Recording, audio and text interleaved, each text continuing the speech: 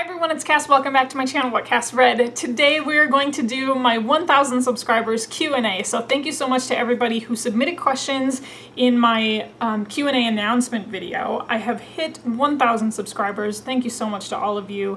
And so we're here to celebrate that by answering some of your questions, and there's a little bit of a giveaway at the end of this video, so you'll have to stick around if you want to see what it is. It's a teeny giveaway. So the first question, the most non-book related question on this Q&A, is so funny to me. So it's by Elliot Brooks, and she asked, my question, how is your hair so pretty? So thanks, Elliot. That's really a big compliment coming from you because I love all your updos. I am probably the most high maintenance when it comes to my hair because it's really thick. It's actually naturally curly, so I do a lot of things to keep it healthy, but I do also style it straight. Okay, so the things that I do, the very abbreviated version, is I wash it twice a week. I get it cut every 12 weeks, and then I try not to use heat styling on it that often, so I will style my hair once, wear that style for a couple of days, and when I wash my hair again, I'll style it again and then wear that style. I use a clarifying shampoo because of the workouts that I do. So I use a clarifying shampoo just to get the sweat off of my scalp, and then I will follow that up with a moisturizing shampoo so that way I can get the shine back. And then instead of a conditioner, like I'll use a moisturizing conditioner, but instead of a conditioner, I use a deep treatment mask, like mostly a hydration one. And then to style it, I let it air dry. I use oils as styling products instead of like creams and pomades because the nature of my hair and how thick it is, it just responds better to oils. Okay, all right, now book questions. So Dane reads, his question is, if I could spend 24 hours with Robin Hobb anywhere in the world and do anything I wanted together, where would I want to go and what would I want to do? That's a very good question. If I could go anywhere in the world with her, I would actually want to go to her house and just hang out and talk with her. Because I watched an interview of hers that she gave when she was talking about some of her inspiration for the Realm of the Elderlings, and she said it was from her backyard. If you've read some of the Realm of the Elderlings, the life cycle of the dragons, she got inspiration from the life cycle of a dragonfly. And so I would just want to go to her house and visit with her and just spend the day with her at her house. I don't want to party crash, but that's where I would want to go with her. Jashana C, what are your top 3 favorite movies? That's a tough one. Okay, Apollo 13, Tom Hanks is a treasure. That's one of my favorite movies of all time. And then the entire Star Wars series, saga. I don't know if it's controversial to say that I'm not so into the latest rendition of them, but it's probably more controversial of me to say that episode 3 is my favorite of all of them because it brings the whole Anakin Skywalker story together, and when you watch it in release order, if you watch 4, 5, 6, 1, 2, 3, when you finally get to 3 and you get all the pieces together, it gets me every time. I just recently watched it. I love it. It might be cheating to say the Lord of the Rings trilogy too, but if we're talking about standalone movies, Apollo 13 is one of my favorite movies of all time. Tom Hanks is a treasure. The music is some of my favorite cinema music of all time. What more could you ask for? Possibly Literate asks, my question, what would the name of your memoir be? And I had to think about this one at first. I had a couple different names floating around. This is gonna sound totally random. There's a phrase that I always say to my husband, and as a matter of fact, I said it today, and that is, you know how I feel about sandwiches. So I'm like really particular about sandwiches, and I feel like I'm sandwiched out all the time because I ate a ton of sandwiches as a kid. And the other thing is, so if I go out, I like to have a really elaborate sandwich, but when I come home, I don't want to make myself a sandwich, unless it's a BLT. See, this is very particular. And then, one of my husband's like super secret powers is he's really good at making hot sandwiches. Like from whatever he can find in the cupboards in the fridge, like he'll just make like this really amazing sandwich, and he'll never offer me one because he thinks I hate them. But I was like, no, I just don't want like plain mayo, cheese, ham. I want some care put in my sandwiches. So it was just funny to me that my husband asked me today, he's like, I'm gonna make a sandwich, do you want one? And I turned to him, I was like, you know how I feel about sandwiches. On the Fritz said, what 2 literary characters would you mix to make your perfect character? I have no idea. I had such a hard time trying to think of this because I feel like there are some like really perfect characters. I'm sorry this isn't a very good answer, but like I literally couldn't even pick two characters that I would want to combine. I'm really bad at mashups. Don't ask me to do mashups of like, what two books would you put together for your favorite mashup? I'm so bad at mashups. So I failed you on your question. Okay, Carol Murray Reads asks, was I an avid reader when I was young? Did anyone close to me influence the love of reading, or did you get into it, or did you discover the love of reading myself? When I was younger, I've talked about this before, when I was younger, my grandfather had a really positive influence on my reading life. He was a high school and like community college teacher. I think he taught social studies, but whenever we were younger, he would send my brother and I books for Christmas and for our birthdays. But he would send us books every year, and I would look forward to it every single year. And then I will never forget, my 14th birthday, he sent me a gift card, and I was crushed. He bought the 4th Harry Potter book. He bought The Goblet of Fire because he was visiting me. I was his oldest granddaughter. Harry Potter and the Goblet of Fire was out, and I wanted to read it like right then and there, and he bought it for me, and there's a written message on the inside flap. And so I will never get rid of that book. Like, it is super old and beat up, and I have hot chocolate stains all over it. He had a very positive influence on my reading life. But I think before that, I was always a reader, just something I never gave up on. I liked books. I liked going to the book fairs when I was a kid. Shannon Reads wrote, what book would I like to see get adapted into a TV show or film? And that is the Live Ship Traders trilogy written by Robin Hobb. I have reviewed all 3 books of that trilogy on my channel, so go ahead and click on them if you want to know what they're about. But I think they have like the perfect recipe for a good TV franchise. There's a large cast of characters, and each of the characters are super complex, so there's like a lot for you to get to know and get to love as the series moves on.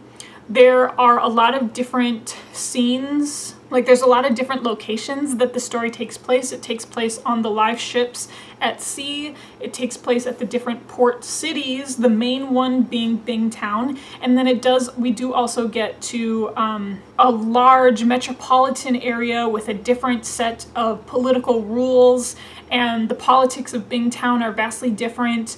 The traditions of the live ships are really rich. There's so much action, there's a lot of magic, there's romance, there's betrayal. I mean, it has everything that you could possibly want, but I don't want like just any studio to pick it up. Like, it has to be done by the right studio. The first one is called Ship of Magic, just so you know. My foot is falling asleep. The Snake 520003, what author would I most like to meet, and what would I talk to him or her about? Can I just say all of them? All of the fantasy authors?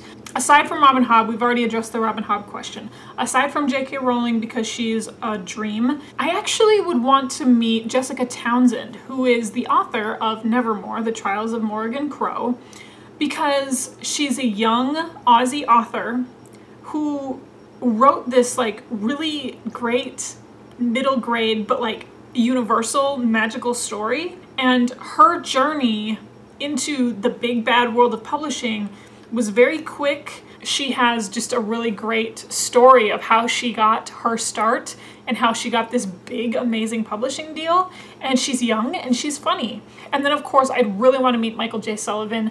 I have like every single one of his books practically. He's so good to his fans. I participated in a Kickstarter campaign of his because he works so hard for you, so you want to give back to him and he gives back to you. He would be a dream author for me to meet as well. If I have never read, this is by Peggy Williams, if I have never read Robin Hobb, where do I start? Well, sorry, that's how my nephew says well. My recommendation is to start with Assassin's Apprentice. This is book number 1 of the Farseer trilogy.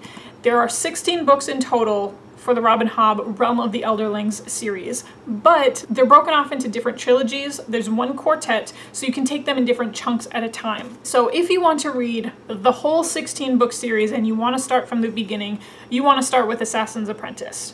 But there's a different reading order that you could do. Like, let's say you're just not, sorry, I'm reaching for books. Let's say you're just not gonna be invested in a whole 16 book series, because that's a commitment, and I understand that. If you just want to read one trilogy of Robin Hobb's and you're like, that would be enough for me just to get a little taste of her writing, then I would recommend doing the Live Ship Traders trilogy. Starts with Ship of Magic. So there's two different choices that you could make. If you want to get invested and you want to start from the beginning in publication order, then read Assassin's Apprentice, and this will be book number 1 of the first trilogy. If you want to just read one trilogy of hers, this is Ship of Magic. This is book number 1 of the Live Ship Traders trilogy. It's the second trilogy, but it is kind of a standalone story on its own.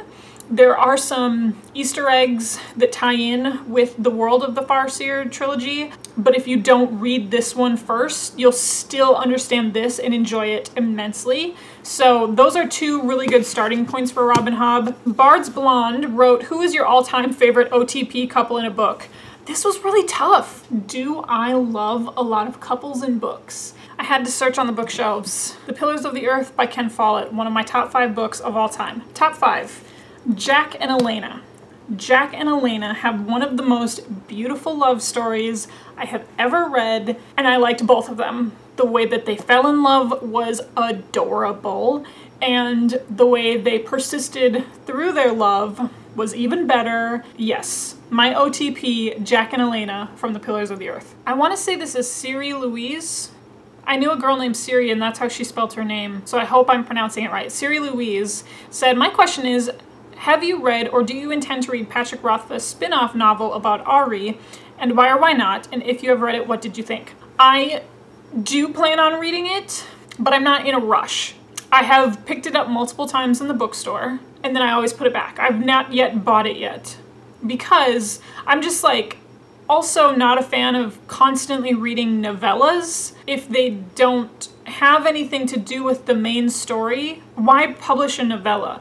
Like, what was so important in the novella that you couldn't put in the novel? Especially The Wise Man's Fear. It was 1,000 pages long. I understand that this is from the viewpoint of Ari, and so that would break up the narrative that we have in The Wise Man's Fear. But that's typically my views and my thoughts on novellas in general. Maybe, you know, if we ever got word on when Doors of Stone will come out, maybe it'll inspire me to pick it up. Nennerson11953. If you could only pick one fantasy series to reread for the rest of your life, other than Harry Potter, which would it be? I don't want to sound like a broken record, but The Realm of the Elderlings. If I only had to read one, I would pick that, and here's why.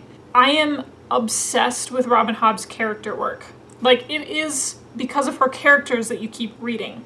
Does the Farseer trilogy have a lot of action in it? Not necessarily. The action's actually happening like elsewhere in the world, and we're dealing with like the internal struggles of Fitz. Then when we get to the Live Ship Traders trilogy, tons of action, tons of character work, and now I want to begin the third trilogy, which is the Tawny Man trilogy. So if I had to reread only one series for forever, it would be that one. And it's a completed series too. Hannah Malfoy 1 says, if I could bring any character from any book to life, who would it be and why? I'm gonna go with any animal companion. Any animal companion of any fantasy book that I've read. Whether or not they're like a sentient thinking character or not, any animal companion. Jean from the Gentleman Bastard series, I think he's so lovable and adorable, and he's super tried and true. I don't think Locke Lamora deserves Jean in his life. None of us deserve Jean. He's too good and too pure for this world, but I would like to bring him to life. Ophelia, the live ship. That's another non-human character, but Ophelia, the live ship, is just like this super gossipy live ship, and she's funny. I like her. I'm not very good at only listing one. Ooh, maybe Safi and Isolde. I think I would prefer Isolde from the Witchland series. They're just such a great duo though. I don't know how I could separate the two of them. Anyways, I'm not very good at picking only one character to bring to life, but there's a list of them that I would like to see. Terrell Bellinger, a couple of fun questions, and these ones were also ones that I was like, ooh, I have to think about these. Okay, so who are some of my favorite African-American authors? And admittingly, I don't read a lot of African-American authors.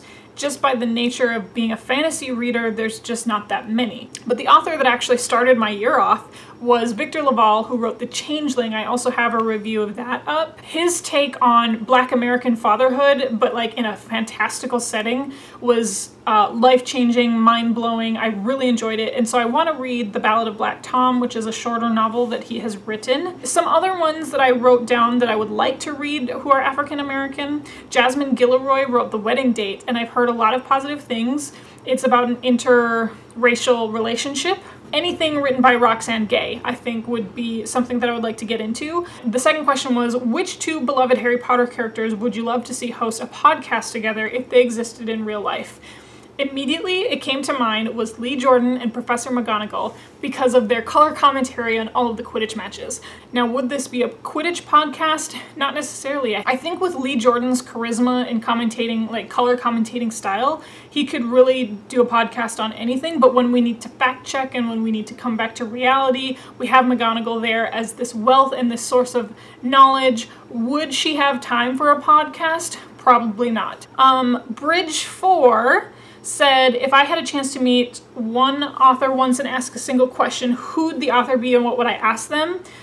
So I've mentioned the authors that I wanted to meet. So I think, again, so I don't sound like a broken record, I'm not going to choose Robin Hobb for this one, but I will choose Michael J. Sullivan. I think the question that I would like to ask Michael J. Sullivan, at what point did he know that he was ready to write about Royce and Hadrian again? He has talked a lot about writing the Rhaeria Revelations, and his wife Robin is a huge fan of Royce and Hadrian.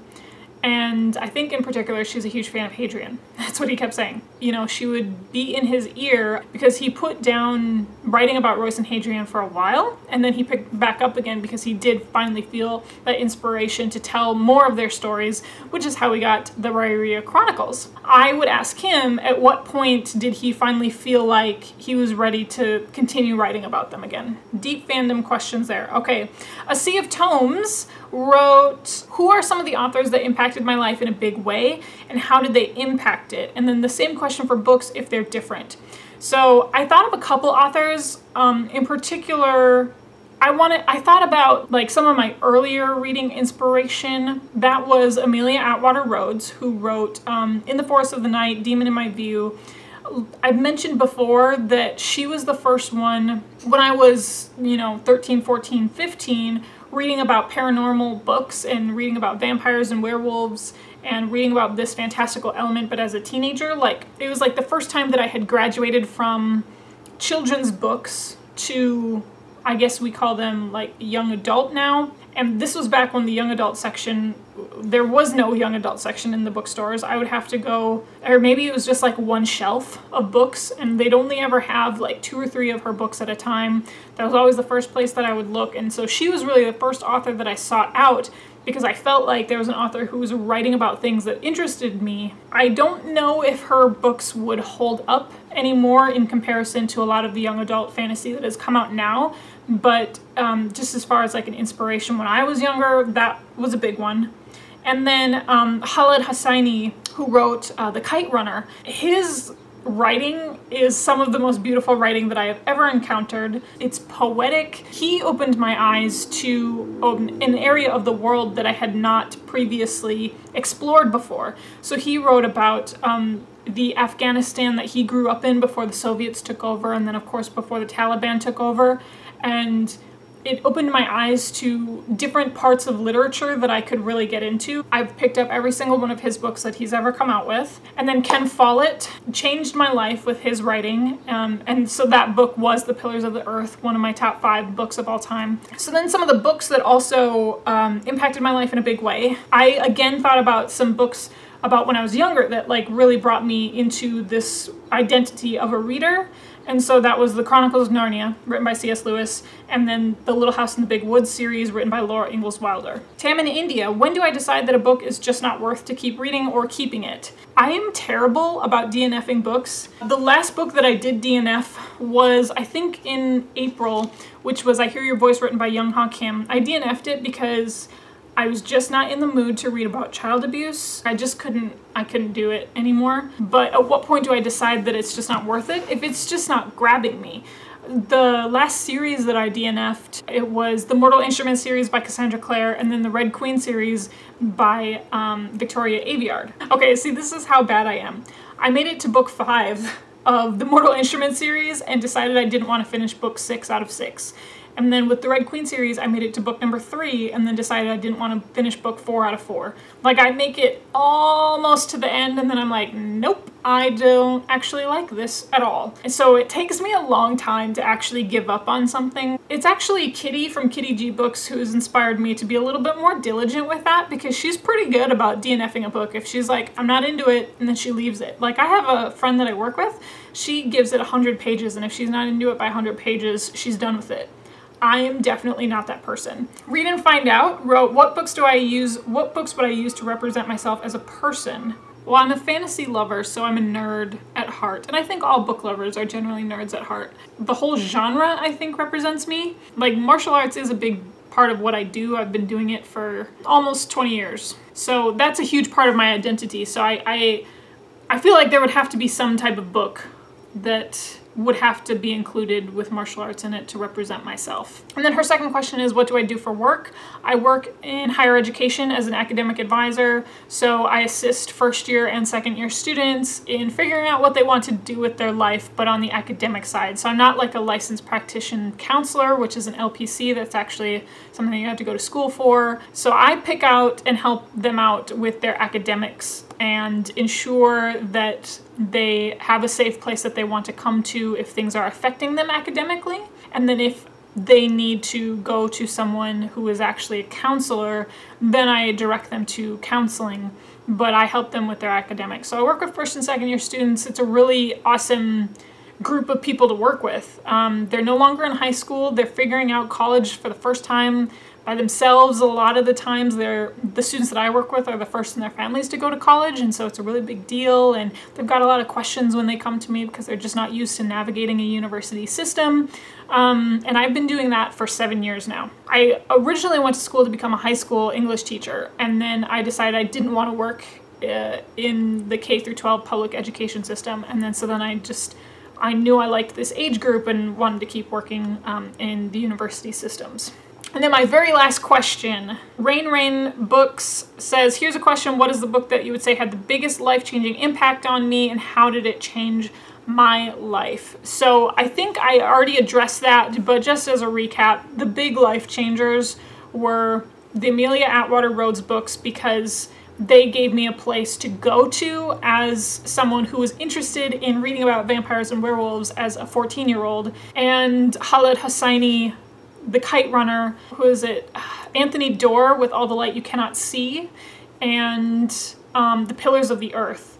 These are 3 books that were life-changing just because of the way that they were written. They made me feel all the feels. I think all 3 of them have that historical fiction aspect to it that I don't typically read a lot of, but when I do find good ones, they make life-changing impacts because they just expand my worldview. They've got great characters and all of that good stuff. So this has gone on for 45 minutes of filming and me answering questions. Hopefully I can trim this video down, but if you have made it to the end of this video, thank you so much. Thank you so much for helping me reach 1,000 subscribers. So now I have something to give back to you just to show my appreciation. It's super small, but I'm doing a little bitty giveaway for you, and it is open internationally. I will ship it anywhere in the world. But when I was thinking about like, what did I want to give to you all to show my appreciation, I wanted some stuff that I think would interest you, that would be good for male or female